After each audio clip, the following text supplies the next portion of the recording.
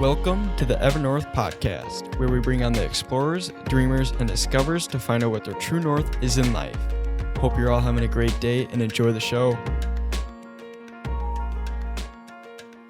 Today on the show, we have investor, co-founder of ACTIV, previous podcast guest, and mental health advocate, Antonio Sundquist. Welcome to the Ever North podcast. It's good to be back. Yes, glad you be able to come back.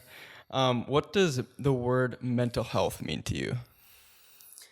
When I think about mental health, I immediately go to this analogy that I always use with people when I talk about it, which is mental health is, to me, the same as like physical health and nutrition. So it's a part of us. It's a human thing, just like I would go to the gym or, try to eat well. Mental health is no different, and it's a kind of component to wellness in general, that just has to do with your mind and not necessarily like your muscles or your body. Mm-hmm. Where would you say like the current state of mental health is at? Because coming from like my perspective, I didn't really have an understanding of really like what mental health meant until like I moved down to Minneapolis. And it seems like it's just grown so much in like the past year. Yeah, no, I would say, you hit the nail on the head there. It's like in the past 10 years, we've probably seen this crazy, and it's still going. I think it's the next wave. If the last 10 years we saw the organic movement in food really blossom, I think mental health is, with the millennial generation and beyond, is the next wave and the next kind of movement. I think it has a long way to go right now. I tell everyone that it's an industry that's in dire need of a rebrand, but it's getting there. I think, like I said, like our generation is doing a better job of being vulnerable and bringing a lot of these concepts to the forefront, even, to the surprise to our parents' generation, because they a lot of times they never really talk about the stuff that we talk about, but we are super open about it, and it's just normal. And so I think where the state of the industry is it's on the rise, in my opinion, but it's still kind of hidden. It's still not in as accessible as it could be. And when I say that, I mean it from the threshold of comparing it to fitness and nutrition. We're looking at multi-billion-dollar industries and influencers and brands and marketing and campaigns, Super Bowl commercials that are built on those industries. But mental health, it's only starting to creep up, but it's still a fraction. Yeah, why do you think it's grown so much in popularity now?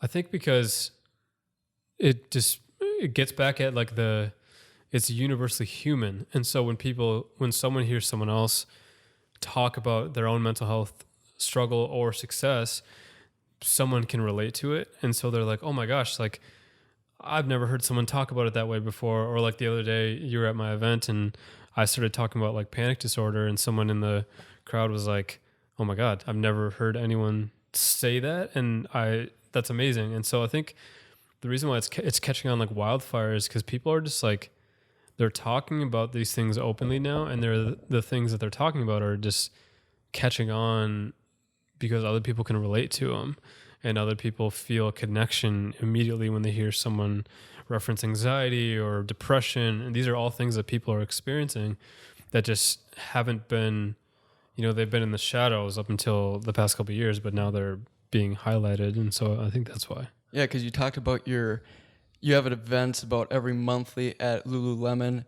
Lululemon also mentioned in the news, I know you shared about that were they investing or just wanting to do more events around the mental health space? Yeah, their CEO announced a couple of weeks ago that they see mental health as the next forefront, and they've done a huge job of building a fitness brand and a fitness apparel company.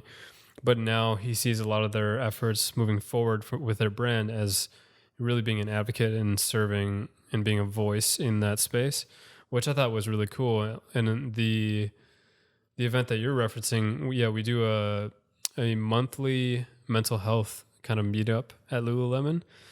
So for those who might not be from Minnesota, the Mall of America has a brand new Lululemon space, and it's an experimental retail space. So it's all like there's the clothing, but then in the back there's like a juice bar and there's a fitness studio. And so far we've had 2 events. We're coming up on our 3rd this month, and it's just a way to bring mental health to the forefront and make people, not as afraid to talk about it, and make it not this like big scary monster, but something that's accessible and relatable. And yeah, it's been really awesome so far. How did the events at Lululemon start?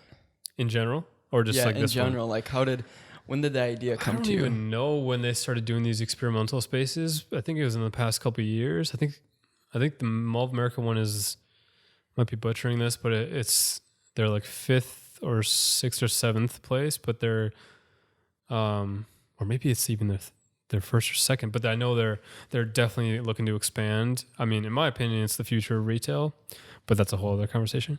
But yeah, I think it was recently that they started doing that. And I think like the brands in general are starting to catch on that like events are a good way to build community and tribes, like for your brand. I know you do your meetups with Evernorth too. I think it's just with them, they were like, people, we have a loyal community and we might as well bring them together.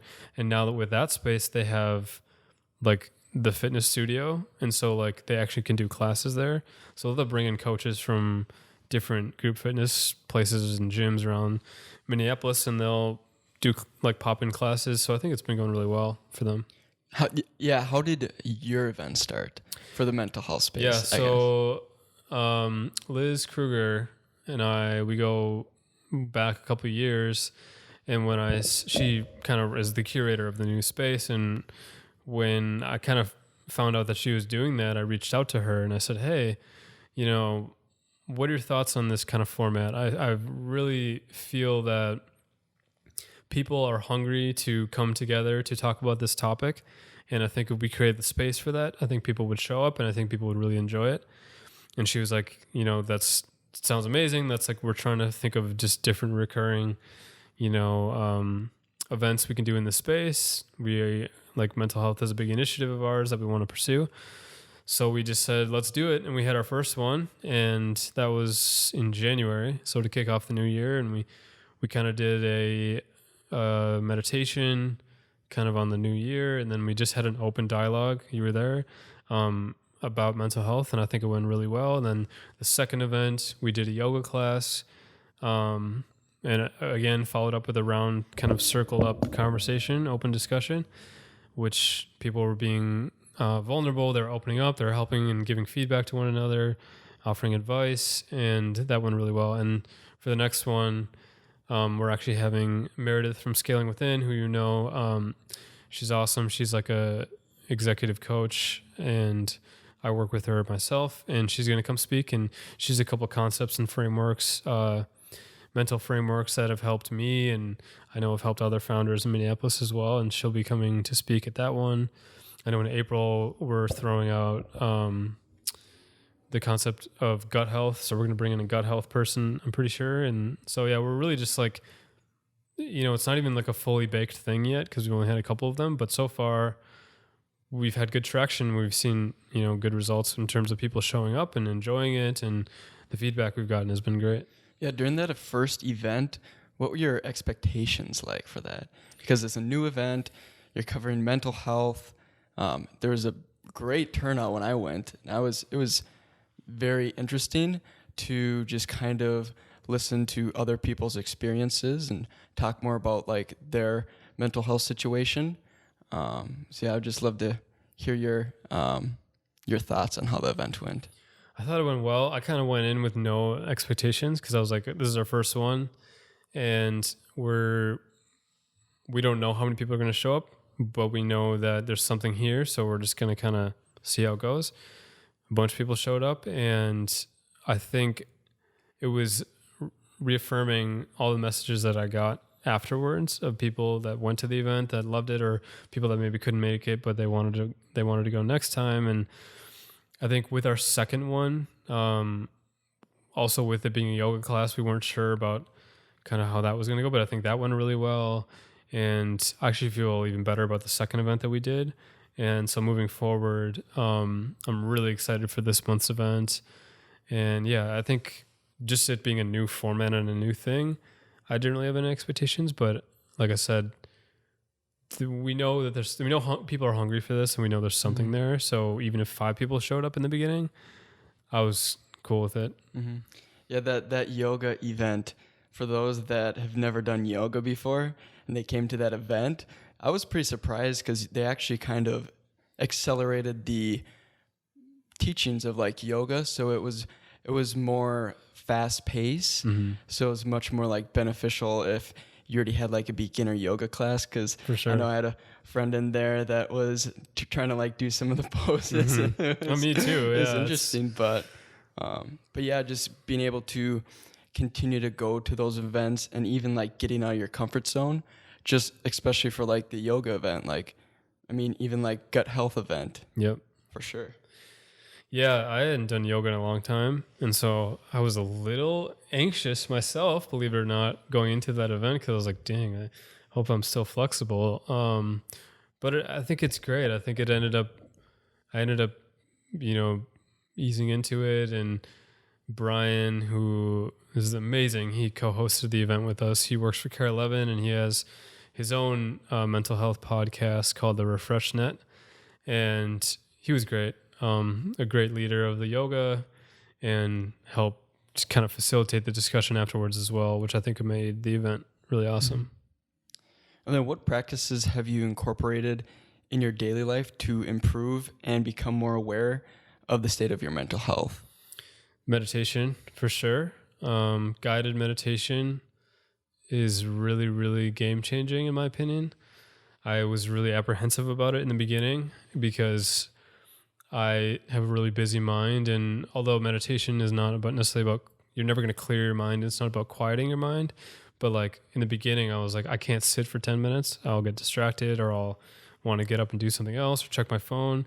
But after a while, once I started to see the residual effects throughout my day, that's when I started to continue to go back to sitting. I still struggle at times to sit for 10 minutes or more, but because I'm seeing the results, and I can't deny the fact that I feel like I have this heightened sense of awareness throughout my day. That's why it's game changing to me. I think it makes you more in tune with what's happening throughout the day, and it makes you less reactive. And in a world we live in today where, whether it's your news feed being full of coronavirus or the next disaster, or like, or just like this constant stimulant of like bad news or like stress at work or whatever the thing is, like we're constantly being tested and to see if we're going to react to something emotionally. And I think if you meditate consistently, you build this kind of like resilience, and you almost watch yourself like before you have those reactions. So you see something happen and you get to like decide, do I want to act emotionally on this or react emotionally, or like, can I just choose to have this thing pass along? And that's what I would say has been the biggest thing for me, is the meditation. It's just makes you less reactive. Yeah, no, I definitely agree with that. Like just through myself meditating daily, I've been able to kind of get to that oversight view where different obstacles and distractions will kind of come out of view, and you kind of have this choice to either allow that and distract you, or you can allow it to just like pass and not bring attention to that distraction. Yeah, you create this center. It's like this equilibrium, and you imagine like as the day goes on and you get hit with something, you're going to lean back, but then you're going to come, you have the ability to like come back to center. Whereas a lot of people, if they get hit with something, they might get knocked down and not be able to get back up. But if you meditate and you build that kind of resilience, and I think in the mindfulness community, it's called equanimity. You get kind of knocked off your center, plumb line. Like the resistance isn't as much. Like you get hit by something, you might only move this far, and you'll be able to just come peacefully back to center. I think that's so important. I'm like realizing like, and it's kind of like, I almost like compare it to like, so back in the fall, I stopped drinking, and when you stop drinking alcohol, you get this heightened sense of awareness when you're out and about and around people that are drinking. Like you can really tell when people are getting drunk, or like when people's like state is changing. And it's the same thing with mindfulness and meditation. Like if you're someone who meditates, you watch the world be just extremely reactive, and you watch people just have this like emotional reaction or get like stressed out, or, you know, their day is ruined by something, when like you could be in the same situation, and because you meditate and because you're more aware, you're just more like equanimous, and you're more relaxed and calm, even if that thing would stress out like 10 other people. Like that's like the biggest piece of actionable advice I think I could give to everyone, is like figure out how to sit each day, each morning, how to start your day with meditation, or maybe if you can't do it in the morning, do it at night, but just like practice the ability to like focus. And the biggest, I think, misconception that I had to figure out is like, it's not about quieting your mind. And like, actually the practice itself is like, you are going to get distracted. Like it's inevitable, like things will come up in your mind, but it's all about just coming back, and like coming back and back and back over and over again. And like, that's how you build that muscle. I'm curious, what does your meditation practice look like currently? Do you know who Sam Harris is? Yes. So Sam Joe Harris. Rogan. Yes. Love Joe Rogan. Yes. So like Sam Harris has a meditation app called Waking Up. And I've been on that journey for a while now, and he puts out like daily content, but he also has different like courses. And so the way for me to like start is I just started one of those, and you know, a couple weeks in, you've been meditating for a couple weeks. I couldn't just sit without guided initially. I think I needed someone to like walk me through. And I still do it, and it's great. I've explored like Headspace and Calm and other things as well. But I think I'm just used to Sam's voice. That's the thing too. I've realized the person's voice definitely makes a difference. Like there was a couple that I tried in the beginning. I can't remember their names, but I was like, this is awful. I cannot listen to this person speak for 10 minutes. But So you do mainly guided then? mainly guided, Okay. yeah. Have you tried where it's just like the music? Music, yeah. So like, because I don't know if it would work for everybody, but like I am a big music guy. And one actually piece of advice that I did get from Sam Harris from his book, Waking Up, he talks about how like every single moment in life is an opportunity to meditate and to be mindful. And so I apply that to music. And I think it's actually Tim Ferriss too, who talks about like how to start meditating. And one of his pieces of advice for like ultra beginners is to choose a song that you love and listen to that song all the way through, and just like be with the song, listen to the instruments and hear the lyrics and the melodies. And next thing you know, 3 minutes goes by and you're like, what just happened? I'm calm. I'm no longer stressed. And so I'll like randomly do that in my car, or if like I have some downtime in the evenings, like I'll put in my headphones and just like chill and listen to music for sure. Sometimes I'll be in like meetings, or just be where I can listen to other people like talk. Yeah.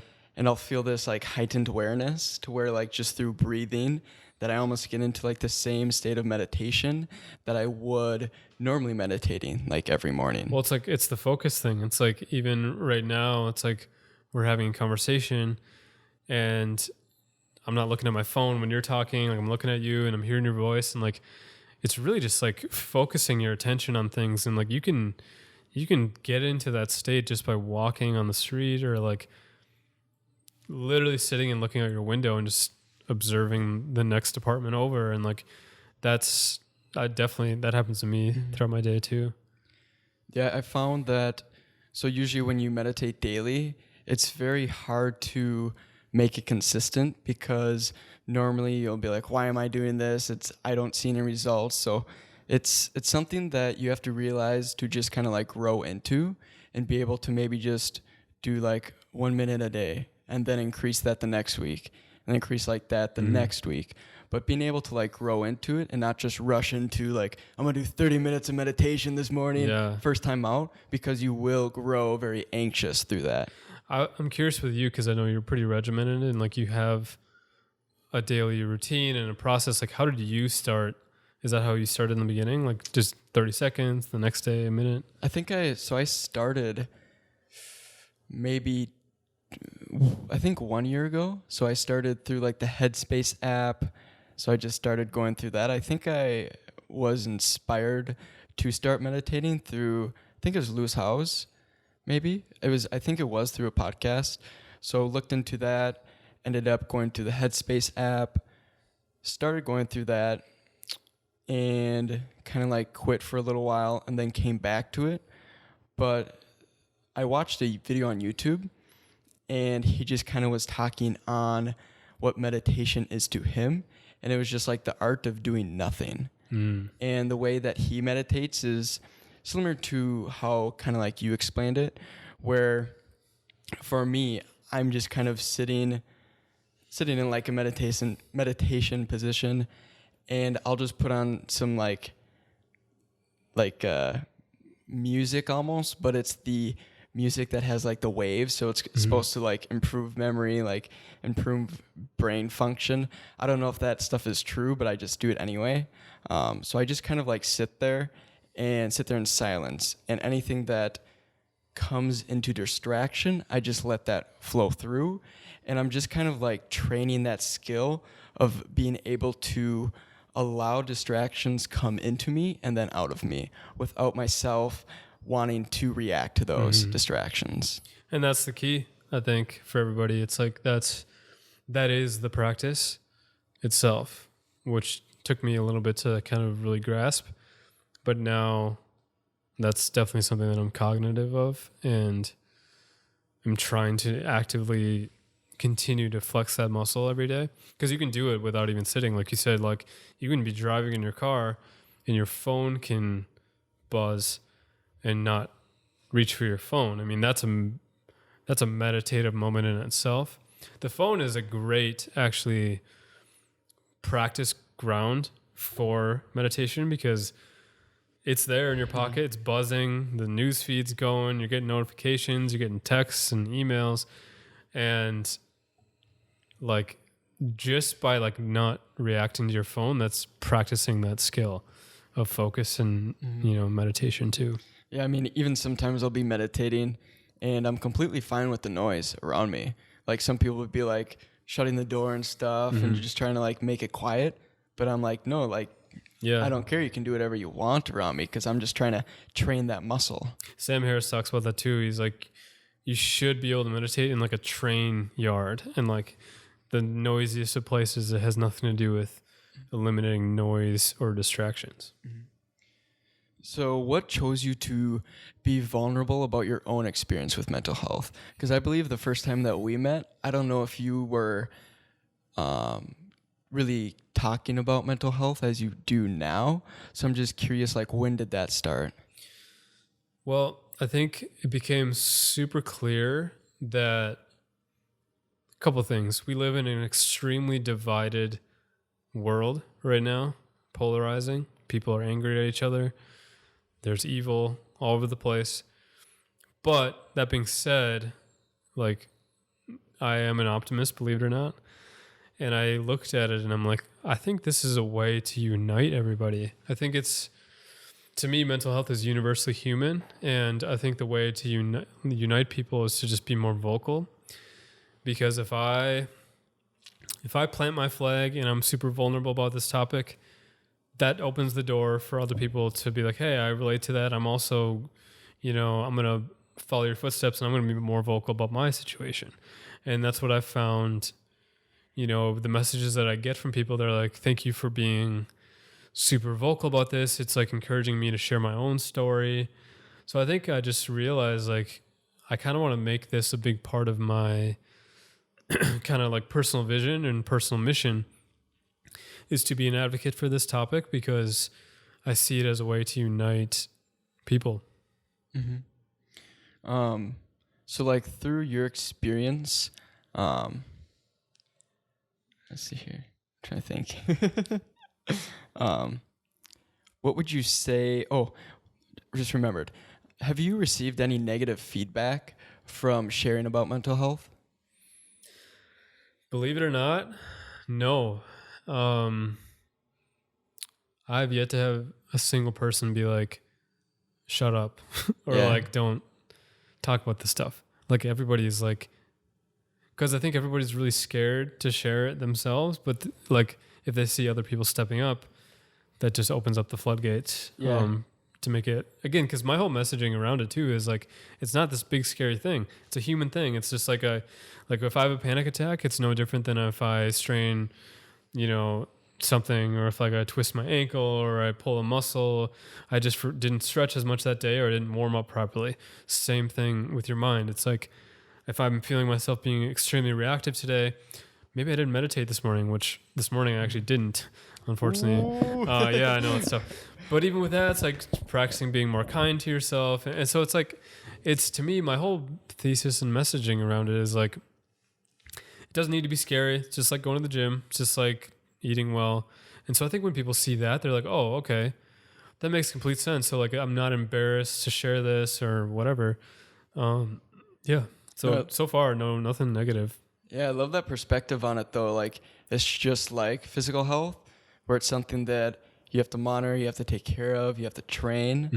Mm-hmm. So I think I love that perspective. It's just really digestible for people, especially like with the Lululemon events, being that they have a fitness apparel brand. Like the parallel is so easy and the connection for people is so easy to make. Like, oh yeah, fitness, mental health, nutrition, it's all in the same big picture of wellness. Mm-hmm. When was the last time your mental health was not in a good place, and how did you handle it? A couple days ago. Yeah. This past weekend, there's a lot of just like uncertainty in life right now, period. Just not even my life, but just if you look at the news cycle, we're all going to die apparently from coronavirus. We're all going to die. And so it's like that with, obviously we're a part of, building ACTIV, the startup scene, all these different factors. There's a lot of uncertainty to navigate. And I think this past weekend, it just like all just kind of hit me at once, and like figuring out the next couple months just with different projects and different things. It's like, it all just kind of hit me at the same time. And so I just had to like take a couple days to just chill. And just the one thing that like, I'm actually working with a mindfulness coach. And one thing we talked about and have been talking about is this concept of applying equanimity, that topic we talked about earlier, like applying equanimity to uncertainty. So being able to like sit with it and truly just like not be adverse to it and not push it away or try to like mask it with alcohol or anything, but literally just like accept it and find peace in it and be like, you know what? Yeah, there's a lot of uncertain things right now in my life, and I'm just going to experience it. I'm going to like understand and become comfortable with the flavors of uncertainty, because especially in my business and like as a founder and entrepreneur, as you are yourself, it's like, that's never going to change. Like you're always going to be facing uncertainty and having to like figure out how to like level up in spite of it. Mm-hmm. So I think, it's a daily struggle, and I even hesitate to use the word struggle. But yeah, it's something that is like a daily practice, I think is the better way to put it. No, I definitely agree, because for me, like I enjoy going to look at the news and like just see what the world's up to. But when you go on there and you see half the articles are about the coronavirus, the other half is just like very presidential and talking about those. It's like nothing that like I enjoy consuming. And when it's just like putting those articles out there, majority of people just read the headlines too. So then you're just creating this very like anxious headline reading like world essentially. Yep. Because people generally aren't gonna like, for me personally, I'll generally maybe like click on like one article and look into it. other than that, it's just like sifting through headlines, seeing what one looks the most interesting. But when you're doing that, you're also like subconsciously reading all the headlines, and that's going into your brain. Twitter is worse. Yeah, if you're on Twitter at all, it's same thing, but like on steroids. Yeah. Do you spend what social media platform do you spend the most time on? Instagram and Twitter, I would say. I watch a decent amount of things on YouTube, but like I would say I go on Twitter to just check the pulse of where society's at that day, just because I find it more entertaining than anything. I'm pretty disciplined about that one. Instagram I'm getting better at. I try not to go on too much in the mornings. I'm falling apart about it, or falling off kind of my practice a little bit, but I tried for a while to not go on Instagram until 11 a.m. And I was more productive, so I should probably get back on that. Why did that kind of fall off for you? I don't know, honestly. I think it's one of those things where this is why you got to always be vigilant, because the second you start, like say this morning, if I went on at 9 a.m., I'm like, oh, I'll just go on at 9 a.m. for 5 minutes. The next thing you know, 20 minutes go by. Then the next day it's like, oh, I went on yesterday and it wasn't a big deal, so I'm going to go on again. I think I just need to be more, and again, my word for this year is discipline. So I think I need to apply more discipline with that one. Cause like after a while, if you're scrolling Instagram, it's never a good result. It's never ended up being, after 30 minutes, you feel really good. It's like you feel not good, and you feel like compared yourself to other people, and that whole rabbit hole. Yeah. Do you find that, so about how much time do you spend on social media a day, would you say? Well, I get the alert from Instagram after I've been on for an hour. And when that hits me, I'm like, okay, time to get off. So I try to say an hour. I wanted to go way less than that, but I think the short answer is probably too much, too much time, but mainly in the morning and at night. Okay. Yeah, because I set social media limits on my phone for about like 2 hours, and some days I won't hit those. Some days I will hit those, but some of the times it's just from me like sitting on Instagram and I'm doing something else. Oh yeah. Like it's a very common occurrence for me to like be on there but not actually be on there. I guess, if that makes sense. Yeah, that makes sense. Yeah. I'm sure it doesn't help when I tag you and Devin in videos and No, it's like, oh geez, Antonio must be on here like all day. Gosh. And then Antonio, what would you say is kind of like your end game for mental health? Kind of like turning the end game question onto you. So the end game with that is to change the conversation. I think I want to make it more mainstream. I want to make it more just a normal thing, and I want to make it just as important and prioritized as fitness and nutrition is. So we're talking like there could be products, there could be organizations, there could be coaches, there could be a lot of things in that journey, but like I'm kind of making it my life's work now moving forward to like, as an extracurricular for me to drive that conversation and really be on the forefront of, being louder about it. If you could name like one accomplishment through like the mental health industry that you'd want to make, what would that be? Group fitness for mental health. Group fitness? So like take the group fitness concept and do more of that, but like instead of going to a HIIT class, you're literally going to meditate. And there are some versions of that, like there's sit-in meditations that you can do in groups kind of in different cities. But again, it's like not mainstream. But when you say group fitness, everybody understands what that is. And so it's like, I think some version of that, I would say, or creating some sort of organization that like amplifies my voice and like 100 other people like me that are really passionate about it, and like creates products and creates different events and things just all around mental health, I'd say. Yeah, I could compare probably the most comparable thing to like a mental health event would probably be yoga. Yeah, for sure. Because I've never That's very interesting that you kind of like bring that up as a event you'd like to create, almost like as a fitness class, because it would be much different than anything else out there, really. Yeah. So Yeah, because like even yoga, it's still, I mean, it's yoga. It's its own thing. It's probably the closest thing to that, but again, it's out there, but it's not there yet. It's not there yet. Not there yet.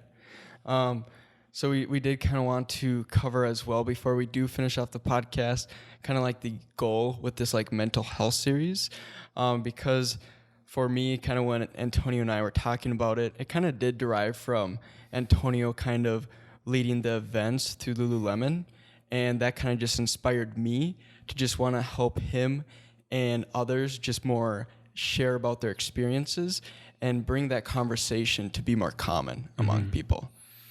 Yeah, and I think we might still need to finalize the cadence, but that's the goal. Is like, and on my end too, I'm like, I'm just looking for every opportunity to spread the word and be an advocate. And I think I appreciate you having me on, because I think this will be a really fun series moving forward, especially as like we'll see in real time the industry change, and like we'll have feedback from people, and like we'll go to different events and we'll do the Lulu events. And so I think like as we progress with this series and have people on and guests and different things, it's going to be fun to just like hear, because it's such like it's a blue ocean thing. It's so new.